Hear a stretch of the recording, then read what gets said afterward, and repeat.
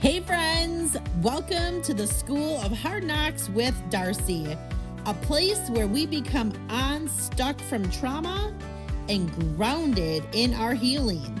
I'm your host, Darcie, and I'm a proud multi-graduate of the School of Hard Knocks.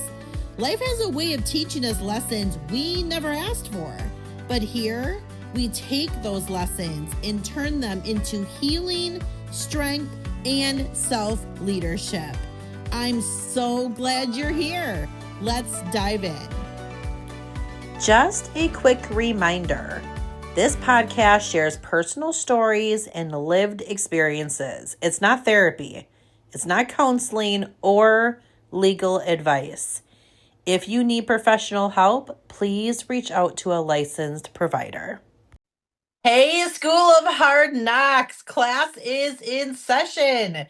We are here with another interview today. I have been loving it. I know I keep saying it, but it's been so amazing how many people that we have had on the podcast lately that just have incredible, powerful stories of resilience and just triumph. It's been so great. So we are here today with Stacy Schaffer. Welcome, Stacy. Thank you. Thanks for having me. I love the title. Big fan of that. Thank you.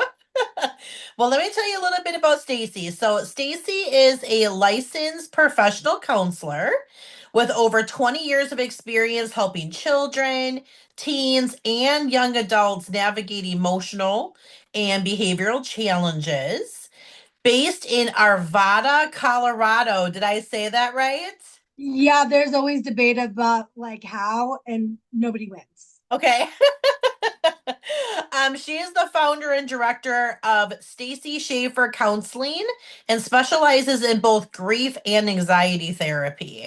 She has extensive training, including a master's degree in professional counseling from Ottawa University, a graduate diploma in Christian counseling from Phoenix Seminary, and certification in EMDR, which is eye movement desensitization and reprocessing.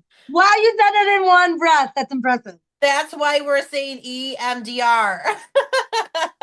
Stacy is also a proud member of both the National Association of Play Therapy and the Colorado Association for Play Therapy. And if she could not pack any more on the plate, she also wrote a book called With Love from a Children's Therapist. Oh my gosh, friend, you just have all the bases covered. Well, and funny you should say that because next week is like my first master class and online course in staying connected to your kids in a digital age. And Oh, I love it. yeah. So I was just on an Instagram live earlier this morning talking about it because it's such a hot button and not such a need to keep our kids safe in a digital world. Absolutely. Well, congratulations on that. That is going to be really beneficial for a lot of people. Hopefully. Yeah, awesome. Okay, well, let's dive in. Why don't you start and tell me a little bit about maybe the most poignant thing that has happened in your life that led you into wanting to have this as a career for yourself. Yeah. So I am from Las Vegas, Nevada, which is not my fault. I was born, showed up on the scene there. My fault. And so the first time that trigger warning that there was abuse, I was 3. And the bigger issue, in my opinion, is that it wasn't handled well. That it was like, that can't happen. This is family. And so I didn't think this clearly as a toddler, but I would like, surely there has to be some adult that knows what they're doing. I don't know any, but this can't be everybody. And so like a long string of abuse, neglect continued to happen. And my mom developed breast cancer. I'm an only child. My mom was a single mom. Excuse me. So, but she married when I was 10. But my mom was really checked out. She ended up dying when I had just turned 22. And I always thought, like what about the kids in these stories? Because I knew that like it wasn't just my childhood that was terrible, because kids talk. And so I always thought, like I want to be like a person that I needed when I was younger. And that's what I became. Mhm. I absolutely love that. And it's interesting because I went through the same type of childhood. My very first memory is from being 4 years old, and it is not a good one. I Yeah. actually wrote about it in the chapter that I collaborated in Empower Her Volume 1. That's Mm. literally how I start my chapter. And it's a pretty heavy, very visual. I vividly remember that. But I also remember feeling this like calling at about the age of probably 13 to 15, where I was like, I have to be a counselor or a social worker or a psychiatrist, or I have to do something because there has to be other people out there that need help with this. So that's so relatable. Yeah, like I think that in the day and age, growing up in like the 80s and the 90s, it just wasn't readily accessible. That Hmm. it was like what do we do with these kids? And to that end, parenting support. Because I always say like every podcast that I'm on, every like word that I write, I hope that somehow some parents can pick that up and then their kid can have a little bit easier life. Not that it changes Yes. everything, but if my mom had had a parenting book, I mean anything other than Oprah, I mean Oprah's great, but Hmm. like had anything, it would have made my journey just that little bit easier. Yeah, absolutely. And I'm so happy to hear that you're so grounded in your healing that you fully understand that. Because there's a lot of people that I speak with that are still very much, well, my parents could have, should have, would have. And indeed, because that's what you would have wanted. But like you said, people didn't readily know what to do. And there wasn't, we just talked about this on a podcast probably 2 months ago already. In order for my dad to stop being who he was, he would had to get first of all get himself to the level of wanting to do it.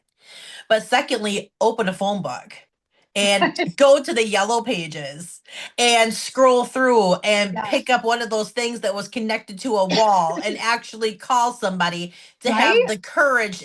This is not just picking up a box and saying, hey, whoever your person is, hook me up with the closest, most beneficial person for what I'm Yes. going through. And it happens in an instant like that.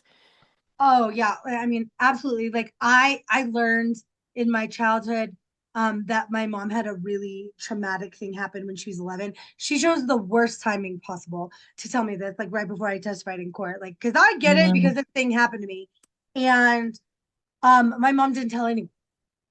And it was trauma. It was like news trauma. And so I wouldn't be where I'm at today.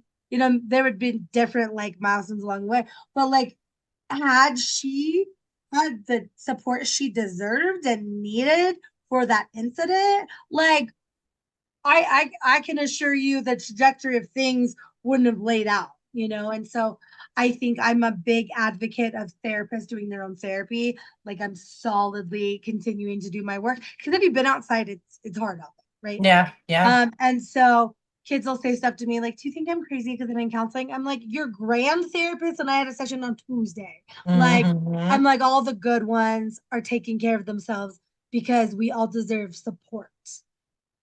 Yeah, that's absolutely correct. And so many people think that too. There's this stigma about something's got to be wrong with you. If you're going and seeing somebody, if you're taking something that's prescribed to you, or sometimes not, if it's not on the horrible, horrible side. But there's this stigma about there has to be something. There's something with all of us. That's Yes. that's the thing. There's like every single one of us, even if you didn't experience like trauma as a child, like you said, have you been outside? Have you turned the TV on? I mean, trying to keep yourself in a calm, joy-filled, level-headed manner, all of us need something. Yeah. And I think the beauty with kids today is that they're changing that stigma. Like Mm-hmm. it's flipped a little bit to the other end of it's a badge of honor, which okay.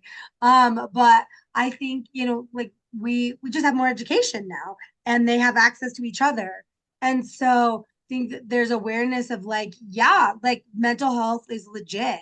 And so that it's saving lives, that they freely talk about it. Like kids have found out they both see me by like talking about, my therapist wears purple every day.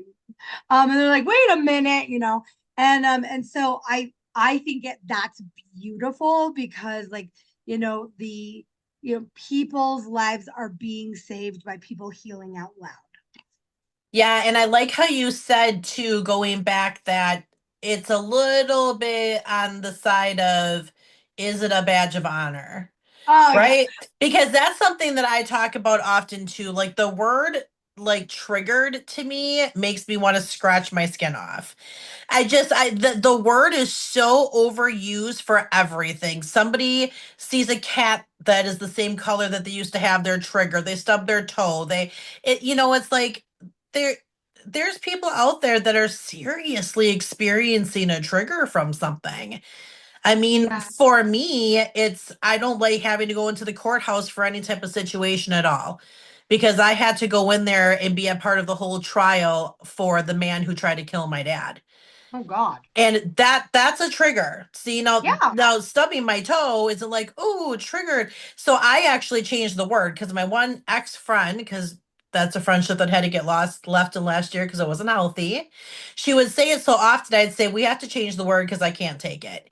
You say it Yeah. so much, let's call it, like, I don't know, roly-polied. So when we would be talking, she'd be, I was roly-polied. And I'd say, okay, because I don't want to get roly-polied by what Yeah. you're Right. saying. By your word. I don't use that word a lot. I use the word activated, Mm, because I think that, yeah, that the word has been like beaten to death. And then it like loses meaning when that happens. Because they're like, yeah, yeah. And so I mean, I think it's important to have like awareness is what's activating, but the word triggered can be used as a weapon. Like, no, I can't talk about it, it triggered me, and so I feel like I'm really big into kids learning terms but using them the right way, because mm, someone is allowed to not like you and it doesn't mean they're bullying you. I yeah. don't like everyone. Mm, And so like, because then it loses meaning if another kid is like actually being bullied and they're yeah. like, they didn't invite you to their birthday party, you're being, you know what I mean? And so I Hmm. think language is huge. Yeah, I had to write it down, Stacy, because What? activated is so Oh, freaking good. oh, thank Because you. because think about that, like immediately in my brain, as I see something, is when it's activated, it's not at the point. Sure. Activated is like, the spaceship that's about to go out. When they activate it, things start to rumble, you see flames and some smoke and there's movement. It's not takeoff yet.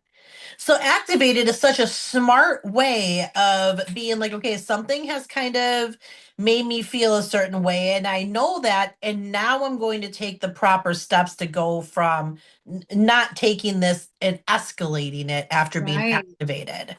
Right. Like taking care of your needs, that you're like, okay, like it's like a check engine light, Hmm. you're like, oh, I don't, do what you need to do to get your needs met. But like it doesn't mean everybody else has to be dragged into that moment. Yeah, absolutely. So, as a child, you're going through this stuff. When did you decide I want to be able to help people or children? Well, there's a picture of me, I believe I'm 5. Like, I'm having a group session with the Care Bears. They all kind of Mm, worked it out except for Grumpy Bear because you have to be willing. yeah. So, I knew that I always wanted to be in a position of support. But I specialize in grief. And it wasn't until I was like post grad school that I learned, because the children's bereavement field is fairly new, Mm. within the last 20, 30 years, because they're like, oh, kids have reactions to this significant thing. Weird. And so learning that, that was its own kind of area of expertise, I was like, yeah, because, you know, anticipatory grief was happening for me. Like this kid, just my mom had like 17 surgeries. She had a horrible round of breast cancer, Mm. in and out, in and out. And so when I learned that was like its own thing, I was like, yeah, because we as a society are terrible at how to handle grief. We're terrible. And Mhm. so therefore the kids don't have an easier time if adults can't talk about it as easy as maybe it would be helpful to. Yeah, absolutely. And then, that whole quote unquote, children are resilient. Ah, that's a Children will bounce back. Like, uh, doesn't now knowing, like, going through some of the things and being a person, you're like, that's not. yeah. So what? So for triggered for you being like a buzzword, kids are resilient is for me, Yeah. because I am just like, what other option did they have? And I'm like, and I feel like that term is used as a band-aid for not giving the kids the tools they need. Their kids are resilient. And like, Yes. yeah, they're gonna what like literally when people say to me, like, I don't know how you did it, I couldn't do it. You'd have to. You'd have to. Mm-hmm. Mm-hmm. And so I yeah, am strongly, I've done videos on that phrase, because it's like, yeah, like, resilience, I think, like, is a skill that can be built. I don't think that it's a label we should put on children. Yeah, absolutely, especially on children. I mean, Yeah. and you're right. Like the way that we grieve is so improper a lot of the times. And I mean, I'm going through my own grief. My dad passed away 5.5 months ago, and I am grieving this time differently than I've ever grieved before. So it's not that I haven't lost people before, I have, but it's the very much the same way that I feel like a lot of people do, where it kind of rocks you for the first like 1 or 2 days, and then we shove it down and we put it away and we don't deal with it, or we deal with it extremely unhealthy. Like, I mean, somebody very close to me ended up getting their first drunken driving after, she had lost somebody close to her. So tell us a couple of the ways that people you have found, maybe some tools that you have that help people grieve properly. I mean, I think that it's really important to acknowledge the person, because I think so in the kids bereavement world we say special person because they might not have felt love for the person. It might be complicated, and so the language isn't loved one, it's special person.